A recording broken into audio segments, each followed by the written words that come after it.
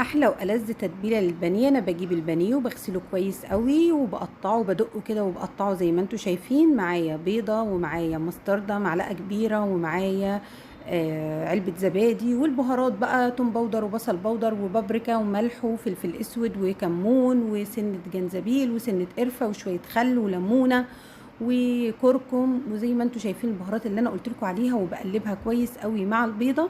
وبعصر ليمونه زياده كده، الليمون كل ما كان فيها زياده كل ما كان حلو، بس مش زياده قوي. وبقلبه بقى كويس كده. عايزه احطه في الفريزر براحتي اجمده، ومش عايزه خلاص.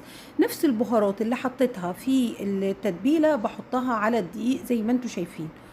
كل البهارات اللي حطيتها، وبقلب الدقيق بعمله بكميه كبيره، وباخد الكميه اللي انا عايزاها وبخلي الباقي بحطه عندي وقت ما احب ان انا اعمل البانيه. يكون البانيه جاهز عندي، الدقيق بحط عليه نشا وبحط عليه بيكنج باودر